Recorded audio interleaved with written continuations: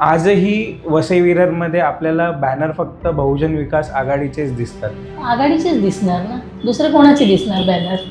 आणि त्यांच्याशिवाय आहे कोण इथे? भले ते झालं, काय झालं, ईव्हीएम मशीन घोटाळा झाला, काय झालं काय माहिती नाही. आजच्या तारखेमध्ये कुठला आमदार असा भेटेल का?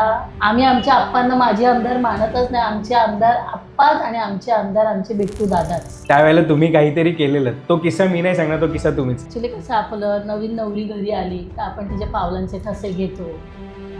तसं माझी अशी इच्छा होती की आईसाहेबांनी माझ्या घरी एकदा तरी यावं आणि खरोखर त्या विनंतीला मान देऊन त्या आल्या. तर आता त्यांचं वेलकम थोडंसं वेगळ्या पद्धतीने मला करायचं होतं, तर आपण त्यांचे पावलांचे ठसे घेतले. 9वी-10वीच्या दरम्यान त्यांनी स्वतःचा डेली कराळे समाचार हा न्यूजपेपर चालू केला.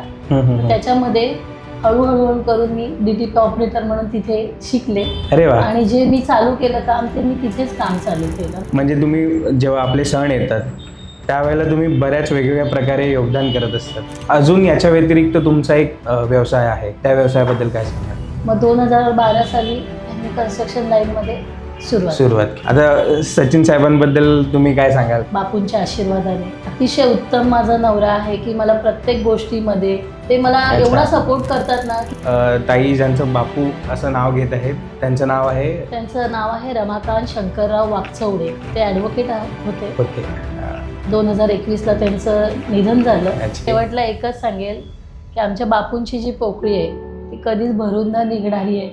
त्यांच्या अचानक जाण्याने जो त्रास झाला आहे आणि त्यांचं जे स्वप्न आहे ते मला करायचं आहे.